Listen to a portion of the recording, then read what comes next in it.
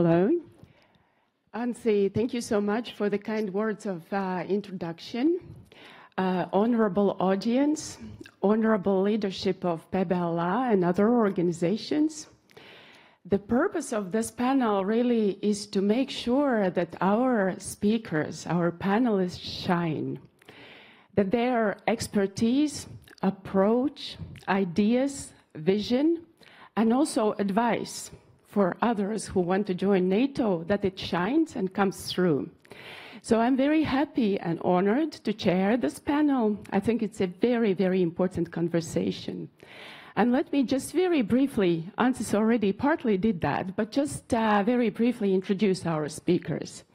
So joining us online from Washington, D.C. is Sally Painter. Thank you so much, Sally, for your patience. We are a little late, and you are getting up very early. But you have absolutely a unique experience because you have not only been a strategist, an expert, and lobbyist for Latvia's accession to NATO, but you have also helped other 9 countries to join. And that's really incredible. We are very honored to have you. And then we have Karl Altau. You have also been central to Latvia's efforts to join NATO, but also for the Baltics, by being a managing director of Joint Baltic-American National Committee, and also being an advocate for many causes of the Baltic states. And Aivars, you have been a chairman of ALA, a very important organization, diaspora organization. You have been involved in several other diaspora initiatives and organizations. We just realized that you've been also one of the founders of Divreiz Divi movement, which is really a remarkable diaspora initiative. So this is really a remarkable panel, and I will just open up and ask you to reflect. What have been keys to our success? Why were we so successful in our NATO accession? Yes, Karl, let's start with you.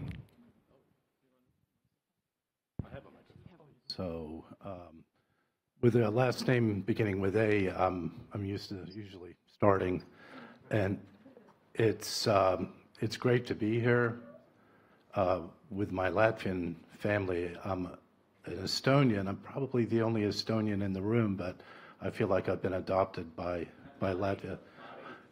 Dada. Dada. I found myself in Washington in 1997. I came there, and I've been on the front lines since then. This morning, when I woke up, I thought about the 3 probably most logical ways to look at this and the important things that we all did. If you just consider the timing of when NATO enlargement happened, when you consider the dedication of individuals who were involved, of lessons from history also that we remembered. Tomorrow is an important day in our collective history. The deportations, I grew up hearing from my parents about that. Alliances didn't work in the 1930s, and NATO was an alliance that worked, that continues to work. So that was our best option, our only shot. And then the third part, after timing, dedication, are our great friends, allies, friends of the Baltics. I know that Sally will want to talk about that a little bit more in detail, and we heard from our earlier speakers a little bit about that, and I also use the Latvia NATO book that Roberts had referenced as well as kind of a guideline. I do want to talk a little bit about that, because then I think that's when we had our strongest push during the years 2000 to 2002, before NATO enlargement. And And then also the lessons learned. We had a great NATO handbook that we developed together with Roy's, who's here, and the work that he did in Washington at the time with the organizations. It's very timely that this is a month before the NATO summit. But I've showed the book to the Ukrainians also and said, we did this, and it made a lot of sense because there are a lot of useful tips here. But actually, we have a lot to learn from the Ukrainians right now. So we're paying attention to everything that their diaspora is doing and working very closely with them to ensure that they win and that they become members of NATO. Thank you so much, Aivars. Of course, you have not only been very active in the Latvian organizations, but you also professionally worked with a company that was a contractor in defense sector, and that also helped immensely. Please speak about your experience. Thank you. And I'm very, very honored to be invited to participate in this panel. It was a little unusual when Raitis wrote to me and he said, oh yeah, and your panel is going to be in English. And then I thought, well, that's a little bit of a challenge because sometimes when you're in a different environment, sometimes I lose, I can't find the words in English that I need because I'm in the Latvian here. I'll make a slight little correction about the Dures deal. Actually, one of the founders was President Vaidavīča Freiberg and her peers, Bruns Ruves and some others. But I was one of the young people when I was a young student that really benefited from their vision of creating these seminars to help the young people really feel their Latvian identity. And as President Freiberg always has said in her speeches, that no matter where you live and what you do, there is a way that you can participate and be a part of Latvia. And I've tried to do that in several ways, both in central organizations, as in ALA, and also on some, as a consultant on some boards. In terms of success, I think we have to start with what really is the grassroots movement of the exiles in the early years. I remember I lived in the state of Virginia where there were very few Latvians, no Latvians in my town, but about 10 families in our area always got together, talked about, you know, the challenges of their new lives, but there was always talk about what they could do to remind their new environments of the Soviet occupation and have the dream of the future, even though I'm talking about the middle 50s, where that was still a long way to go, but still they had the dream. Later on, yes, as part of a company where I work, Dimensions International. I might also just mention, very fortunate to live in the Washington area because we have the embassy there. All of the ministries from here, all of the ministers come for visits, and they always come to the Latvian Center to, you know, meet the locals and give them an idea of what's happening here. And it's interesting because they say, well, does anyone have any questions, you know? And it usually was, you know, cik maksā mājas, cik maksā piens, you know, like what's the economics of Latvia at the moment? But later on, it was much more about security and about the challenges of the security and also to go to NATO. And on one such visit, Minister Girts Kristovskis was outlining some of the challenges that they had to complete so that they could be included in this list of nations that were slated for accession. we tend to always use the term Baltic states together, but during the NATO period, it was definitely, there were some separate approaches, and they were some of the NATO visits that came through, and they said, well, Lithuania is doing this, and Estonia is ahead of you in that, you know, but, you know, Latvia, there were clearly some challenges. And at the time I was working for a defense contractor, and we had several high-ranking military in our company, and JITS was, you know, this presentation, and I just thought, well, I'll just, you know, talk to him and tell him that, you know, where I work and maybe what we could do. And that developed into a 2-year relationship where our responsibilities were to put in the secure communication system for the Ministry of Defense and work on the force structure. So I was very, very fortunate to be able to combine both my career in that, and you know, I personally have no military experience, but I was the facilitator, the translator.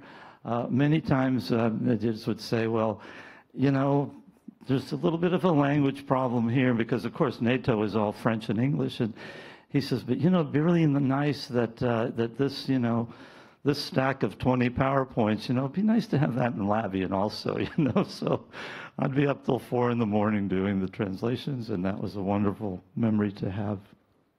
Yes, thank you so much. And indeed, everything matters in these fights. So Sally, I would like to ask you to come in and to reflect on how Latvia was similar and different from your other NATO aspirant professional babies that you worked with. Lolita, thank you very much, and good afternoon, distinguished guests. And Madam President, it's great to see you again. What I'd like to do is echoing a little bit of what the President said, as that putting context on this lobbying campaign. You know, looking back, people said, oh, this was easy, the Czechs came in, the Balts came in. And in fact, this was a very difficult campaign, and we almost failed, frankly. As any good lobbying campaign goes, we had to do our initial assessment as to what our challenges were. And Aivars referenced it a little bit. The first problem of the 5 that I'm going to just briefly mention is that while we had the diaspora as our supporters, we didn't have big, strong champions in the Congress. Durbin and Hastert and Šimkus all sort of were focused on the Lithuanians, and there was this idea that if we're going to cross the Molotov-Ribbentrop line, we can only do it with one Balt. And it was very important for us to stay unified and say you cannot go through this and not have all 3 Balts in it. The second big problem was, of course, Russia and the sphere of influence. People were terrified that if we brought the Balts in, Russia would act militarily, and he even threatened to invade Poland if we were to do that. And so we really had to say that this was about the moral leadership of NATO and the United States, and that we cannot be bullied. And 2 of the folks that we argued with a lot were very, very important foreign policy people, Henry Kissinger and Zbigniew Brzezinski. They were very concerned about the Russian sphere of influence, and we cannot poke that bear. As I said, we rose to the moral leadership. The third problem was defensibility. People in the defense community and Joint Chiefs of Staff in particular strongly argued that we couldn't defend Latvia. And we needed to bring in senior military leaders to counter that argument. And getting back to sort of the Lithuania, people thought Lithuania was ahead of us. Estonia was ahead of us, and that we needed to rally our Baltic brothers and sisters so that that was not a narrative. And then finally, the Russian minority in the Holocaust and the Jewish vote in the United States. As you guys will recall, the OSCE actually had an office in Latvia to counter that and to ensure that the Jewish community was integrated, the Russian community was integrated. And we had to convince the OSCE to pull out and support that bid before we would get Senate votes. So we had those five challenges, and I think, frankly, we did a pretty good job about it. The diaspora was small but mighty.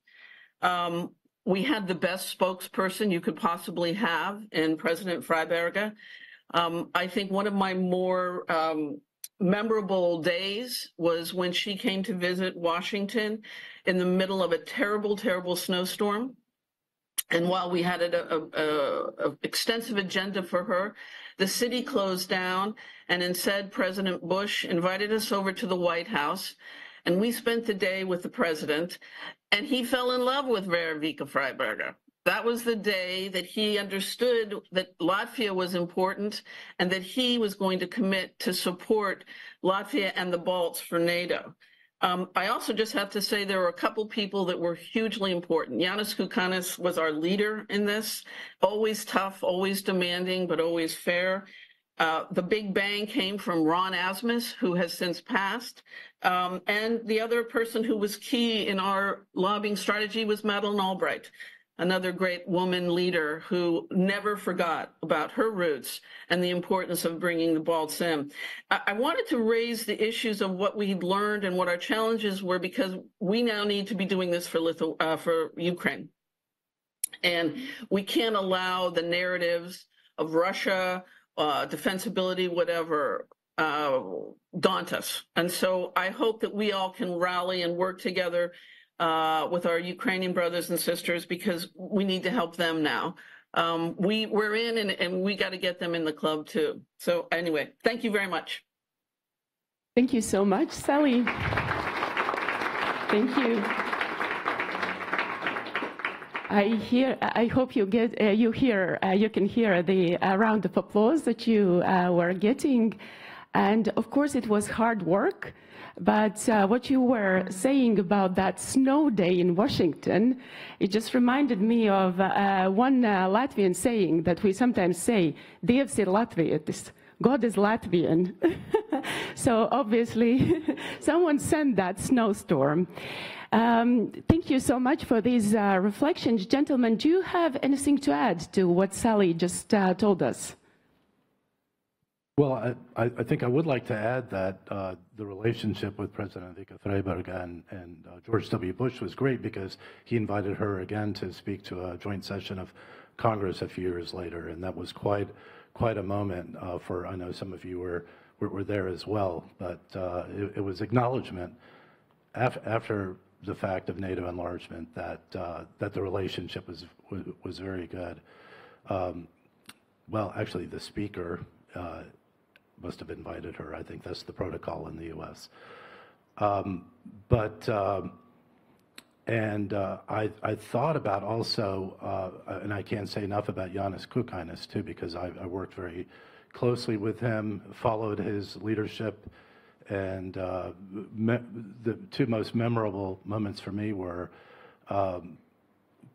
doing the NATO roadshow with Jānis and Jānis Eikmanis, the Latvian diplomat from Canada, and I tell just about every Senate office about this, that we went from Phoenix, Arizona, all the way to Tacoma.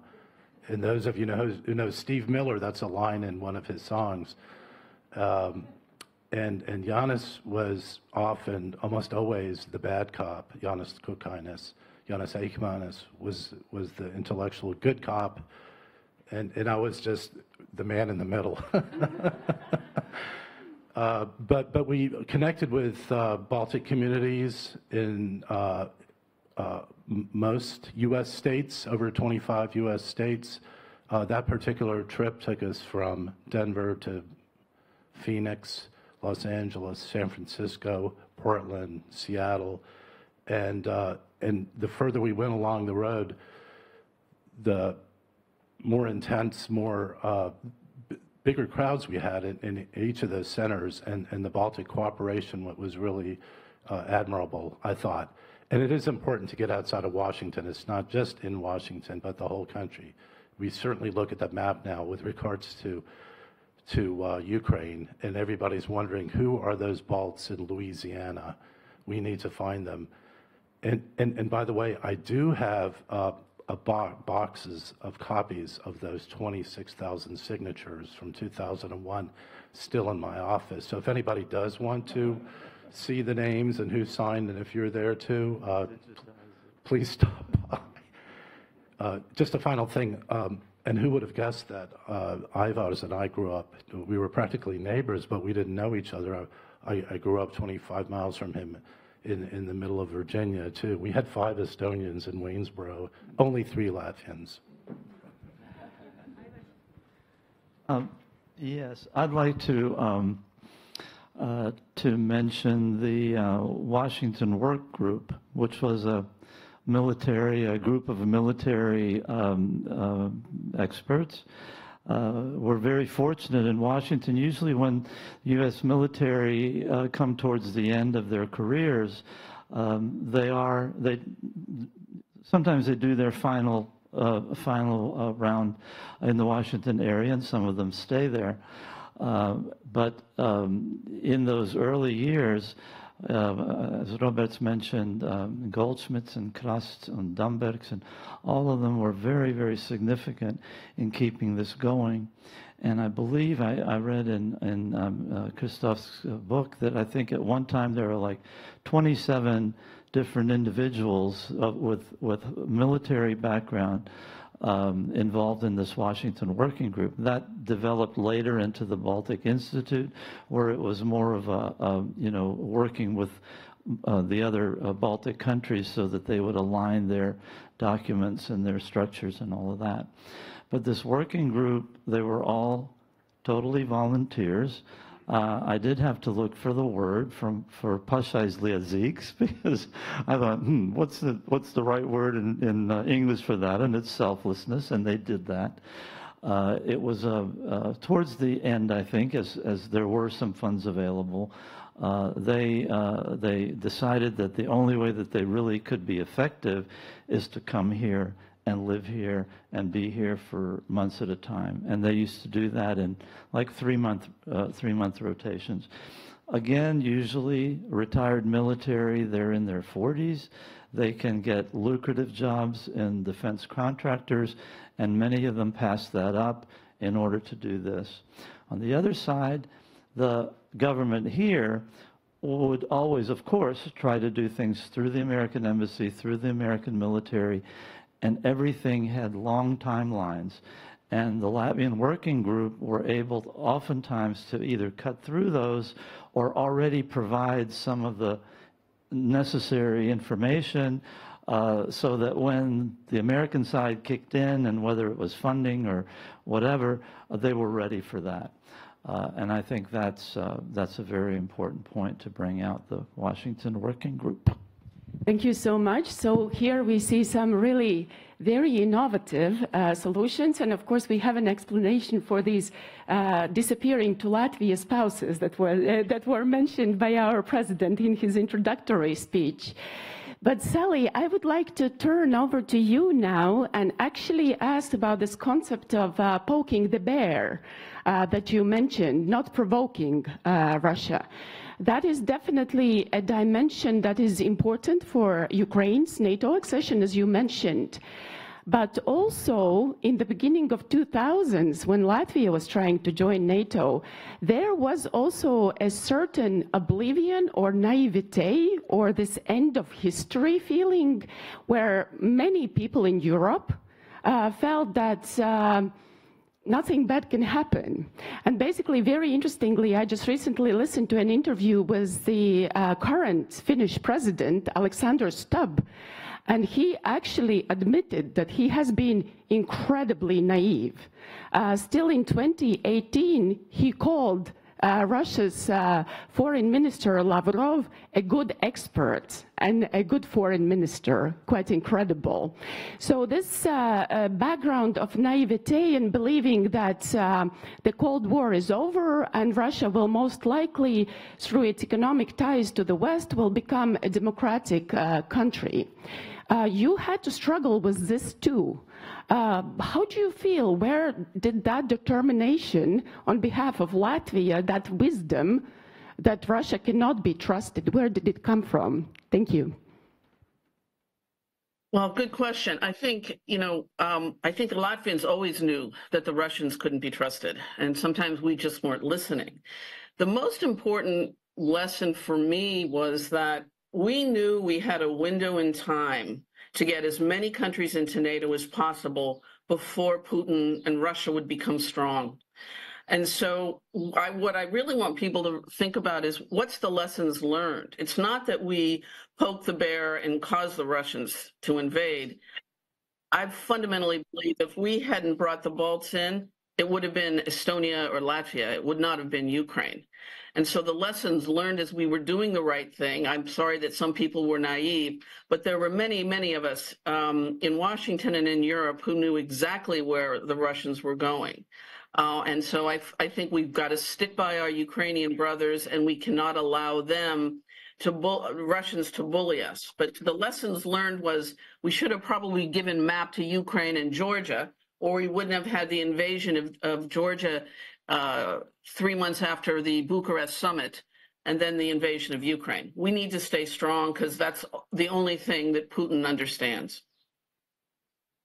Thank you so much. And dear audience, as you see, we have a wealth of experience and expertise here. So I'm just checking the time, and I see that we will have a chance for a couple of questions from you to our speakers, and I'm very happy to announce that. I will give the floor to both gentlemen now to comment on what Sally just said while you are preparing your questions, and as I said, we will be able to take some questions from the audience too. Please, Karl, over to you.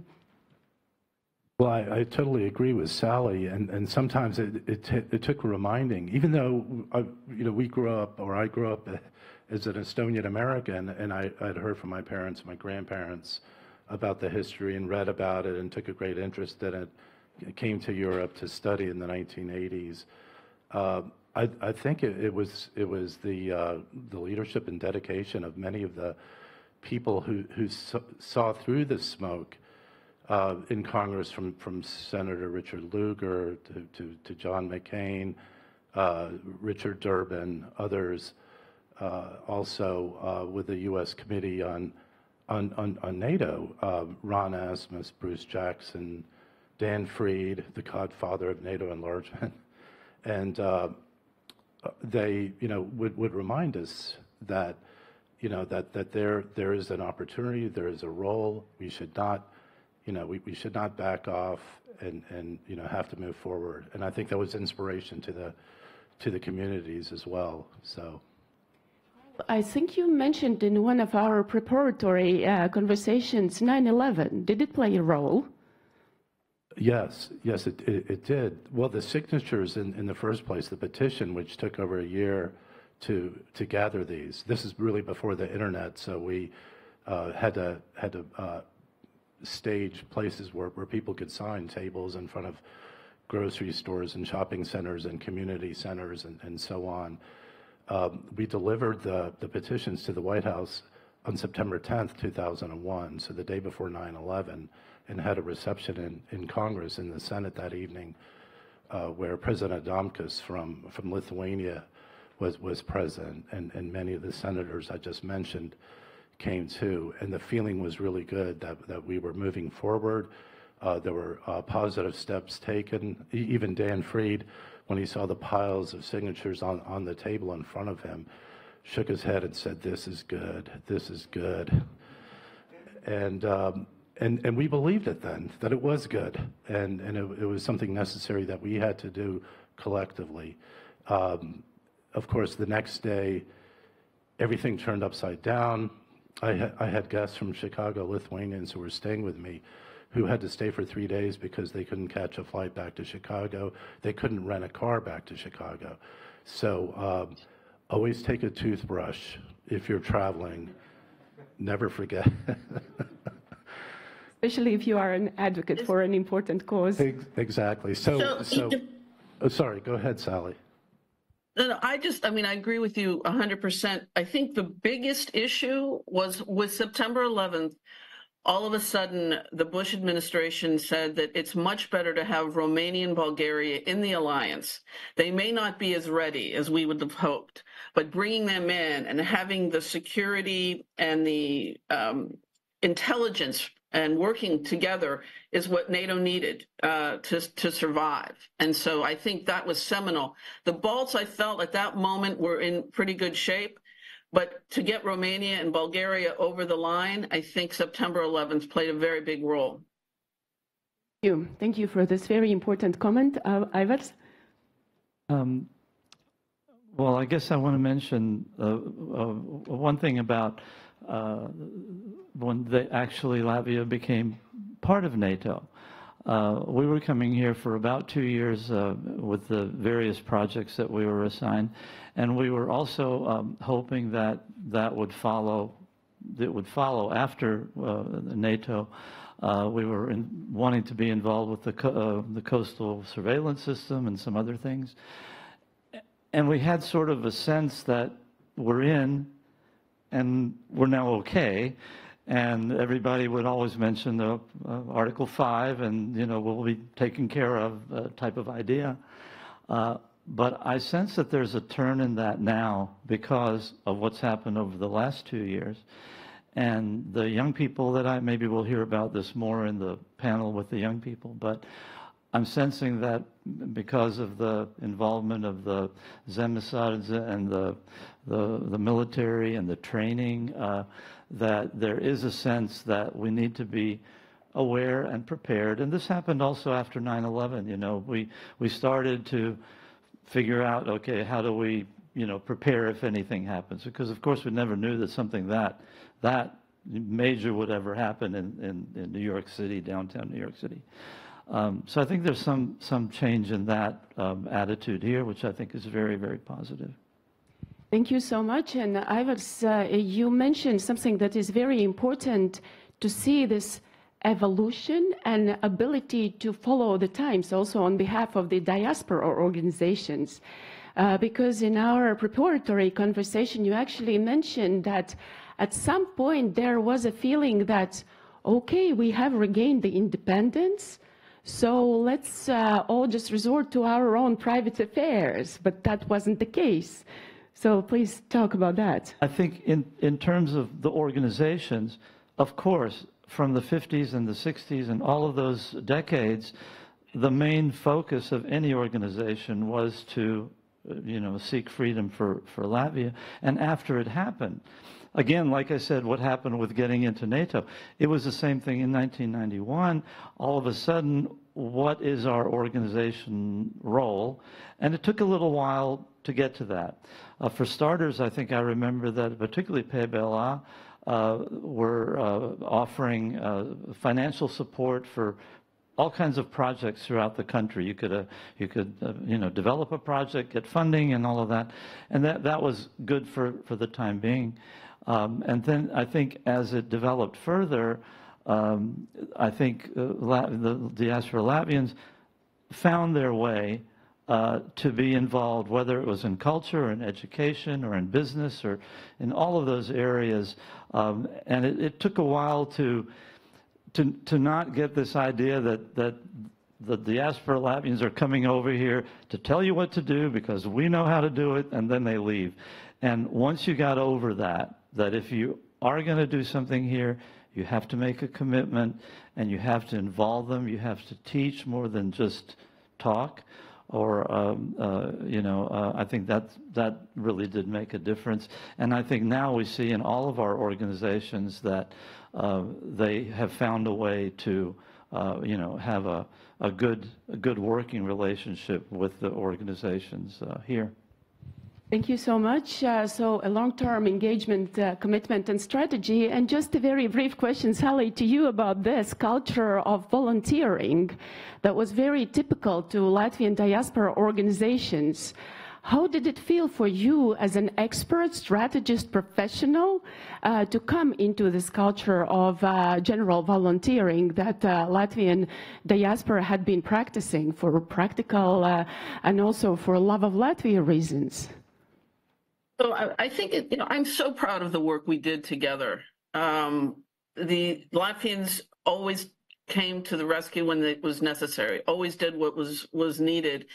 And it was very impressive. And I think that the country was single-minded with great leadership, but if there was something that needed to be done that NATO required or the US was asking, the government did it. They responded. And so it was a joint effort. But I'd like to just raise another issue because I think it's very important for Latvia and NATO. A lot of European politicians are being very negative. They're saying that NATO's not strong, that Ukraine's winning, losing, Russia's winning. And I really wanted us to look back and say, could we really have imagined prior to the invasion of Ukraine that we would have two new countries in NATO, Finland and Sweden? Would we imagine that the sanctions held? Would we imagine that there are many, many NATO troops on the border of Russia? NATO is strong, and Latvia and the United States, we need to talk about what we've achieved and what we can do together rather than criticizing ourselves. I think we have a tendency to be overly negative. And there, another major issue, Nord Stream 2. We couldn't kill Nord Stream 2, but Putin killed it when Schultz said no. And so there's a lot that's very positive. And as our NATO allies, we've got to work hard to talk about those narratives rather than what's wrong. Because I think we're strong. Thank you so much. On that point, I will ask the audience, please present yourselves and also ask a question and tell to which of the speakers of the panel you are addressing it to. I see several hands, and Ansis is helping me with that. My name is Fritz Christbergs. I'm the president of the Latvia National Federation in Canada. My question is that we've been talking about the road to NATO, but the road also goes further ahead into the future. And I'd like to hear the panelists comment on the recent results of the European parliamentary elections and the possibility of an American president who is not entirely friendly to NATO. Okay, are you addressing it to all speakers, or yes? Who would like to go first with this rather complicated question? Karl, would you? I'll give it a shot first. We found out in 2016 and in 2020 that whoever is the American president, we as the Baltic American community or Baltic countries have to deal with it. So that's point number one. It's not always a yellow brick road or a golden path to where we need to get to, and in this case to support Ukraine, and just like the example of the Baltic countries getting into NATO membership didn't happen overnight. It took a long time. I mean, I think Dan Fried just said 10 years if you look at 1994 to 2004 during the accession. And it won't be overnight for Ukraine, as we know. We don't expect Ukraine to receive an invitation at the summit next month in Washington, although we wish that they would receive an invitation. But we know that it's going to take a lot of work. It will take Ukrainian victory. We're in it for the long haul. We're not packing our bags and going away. We're going to be there with the Ukrainians. Whoever is in leadership here or there, and Ukraine will win. Thank you. It is in line with the saying that our president Vairvīķa Freiberga once said, "Kādu mīklu tauta iemītīja, no tādas es cepšu pīrāgus." Whatever dough was made by the people, I'll have to bake the pies. The pie was it. It's Not a good situation that we don't really want to talk about American politics this year, but it is what it is. I think what we can do, what I think we depend on is often the ambassador to the U.S. from Latvia, Marcel, has written about it and has just talked about, you know, what will be the change in either one. I think what we have to remember that there's a lot of levels of governmental workers, you know, below the top, and everything doesn't change overnight. So even if there is a change over top, or if we go back to what we had, there's still a lot of working long-term career people that would hope would provide the right consultation and all that, and that's probably about all I can say about that. Thank you. Sally, would you like to share your response to this? Sure. I mean, again, I am an optimist. NATO has gone through different crises over the years and survived and become stronger. I think the most important element going forward is that everybody needs to be at their 2%. And yes, the U.S. leads, but the Europeans know that they also have to be leading, and so working together. So I'm very optimistic that NATO can survive it, and I think we've proven that with 2 new members. You know, who wants to join an alliance that's failing? We've got 2 great new members that came in within 6 months. So I'm positive and confident that NATO can survive any challenges. Thank you. We have time for 2 more questions. So we have one question up here and from Peters. Martin Andersons, I'm president of the American Latvian Association, and my question to the panel is, thinking back on your experience getting Latvia into NATO, but now looking at the current political landscape, Congress has changed, the role of social media. How would you change your strategy? If we had to get Latvia into NATO today, what would you do differently?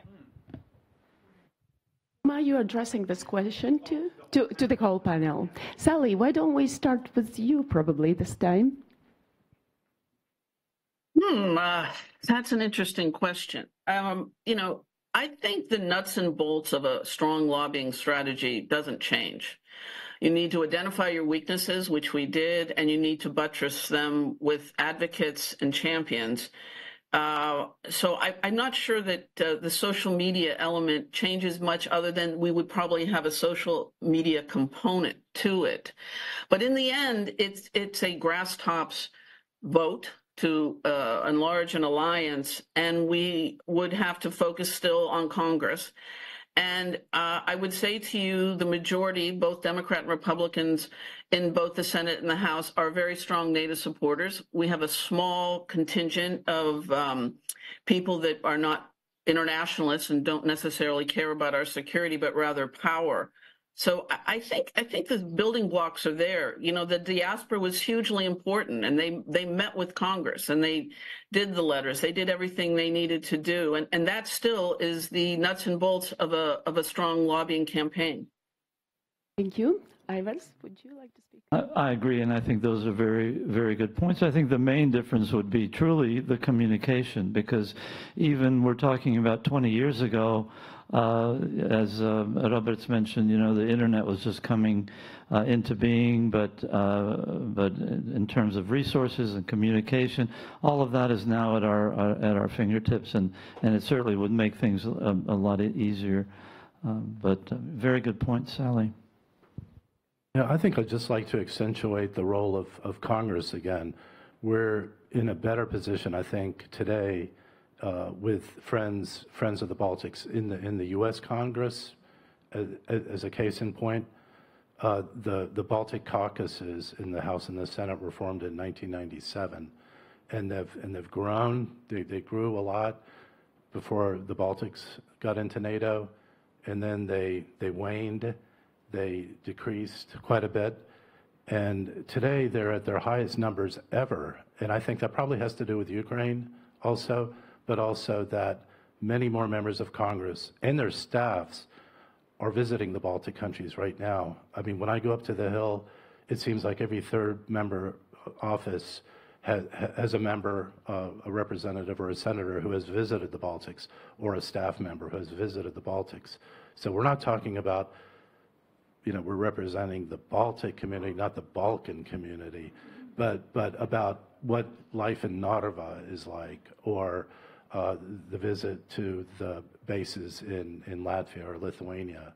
So the level of knowledge has increased quite a bit. Last week we had 87 members of the House Baltic Caucus. Today we have 92. We'll get to 100 before the end of this year. It won't take much. Fingers crossed. Thank you so much. We have time for one more question from the audience. I can let someone else go, but I'll, this is Peter Blumberg from the World Federation of Free Latvians. I also wanted to mention that I'm sort of an unsung hero for this panel, because last night I was in contact with Sally. She and I both live in Washington, D.C., and I'm often in a position where I'm doing calls with Latvia at like 6 in the morning, 7 in the morning. And also, like right now, as an American, I think it's 3 p.m. in the afternoon, but here in Latvia, you say it's 1500, and this causes great confusion for us Americans. And so last night, Sally and I were going over exactly what time this thing was going off, and we were not 100% on the same page. But she is here. I'm here too. But one person whose name hasn't been mentioned today was a fellow who was the chairman of the Senate Foreign Relations Committee in this era, on and off, a senator from Delaware, Joe Biden. And so I was wondering, you know, what were your experiences with Biden like back then? I sort of remember him being maybe a bit of a NATO skeptic, or NATO enlargement skeptic. Later on, of course, he became Barack Obama's point person on the NATO relationship in Eastern Europe, and he seems to, you know, be a big supporter of Eastern Europe today as the president of the U.S. But what was he like back then?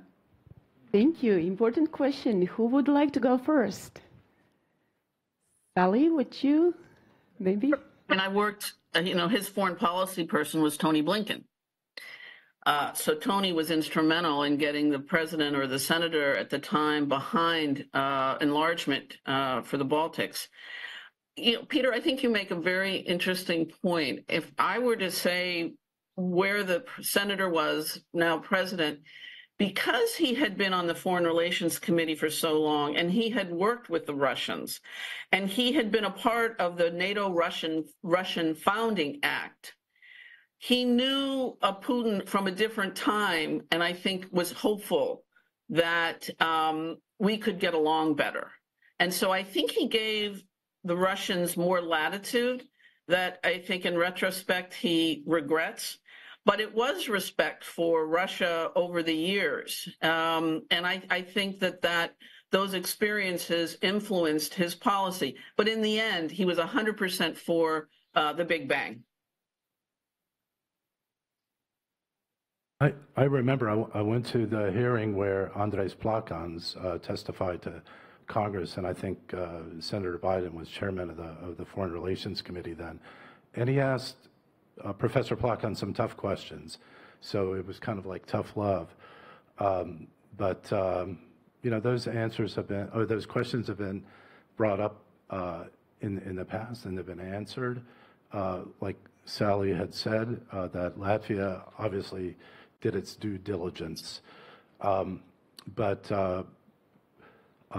I gave Tony Blinken, handed him a copy of the same Latvian NATO book personally when he was still in the Senate, because I knew he was going places.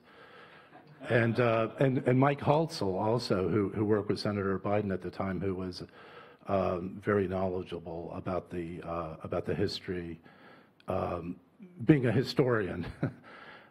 So there were Senator Biden had excellent staff. Peter, I thought you were going to mention Jesse Helms when you said somebody in the Senate. Can't forget him either, because if it wasn't for him and Madeleine Albright teaming up together, you know, it would have been a little harder, maybe taken a little more time. Thank you so much. And as our conversation has indicated, it was the whole constellation of different factors that actually made the success of Latvia possible, of us joining NATO, which is really now was the last 2 years of full-scale aggression of Russia in Ukraine, really giving this unique feeling about the wisdom and the hard work that was invested in our accession, the whole value of it. So it was hard work, champions, people, and also luck, which is also not a small factor in this. I would like to ask the panelists, is there anything else, a message that you would like to add to our conversation, a message also for, as we already spoke, Ukraine, that is fighting and also will be fighting to get into NATO, but also other NATO aspirant countries. Is there anything you would like to pass as a message from your experience to others? You know, I would just say, you know, Karl and I were in a meeting last week with a bunch of the Central European and the diaspora groups and sort of foreign policy experts. And I think Latvians have such an important voice, and we need to use it. You've got the credibility, you're a great ally, you're at 2%. You need to punch above your weight because we need you. And we can't be disconsolate on these issues. We've got to get out and really work for Ukraine because the future of the West is going to be decided on the East. And so we need your voice and we need you to rally like you have in the past. We have to continue. I think that being a member of NATO, you are a full-fledged member. Doesn't matter the size of the country or the size of the budget or the number of people. And I think that Latvia has always tried to meet what's expected. And as Robert said, you know, we're almost to the 3%, and not many of the countries are. And even some of the larger ones haven't been able to do that. And so in those ways, you know, we have a certain leadership. We continue to increase our skills and resources and our involvement with the population. And I think that's all very, you know, positive looking towards the future. And I would also say that it's easy, in a way, to represent the Baltic American communities in Congress in Washington, D.C. because of the success of the Baltic countries. It's much more easier to get people's attention, I think, now than ever before. I'm not going to be resting on my laurels either. We should stand up for Ukraine and keep you know, keep that in the back of our minds, but use that experience that we have and the lessons that we learned and continue to lead. Thank you so much. And of course, on this note, the contribution and input of the Latvian society, both living here in Latvia, but also in the whole world, to the Ukrainian struggle, both in financial, military, moral, and all different ways of support has been really remarkable. We are per capita, one of the highest contributors. So thank you so much for this wonderful conversation. Sally, thank you so much for making the commitment and getting up so early in DC for us. Karl, Aivars, thank you so much. And before Ancis announces a coffee break, I would like to ask everyone to give a round of applause to our speakers. Thank you so much.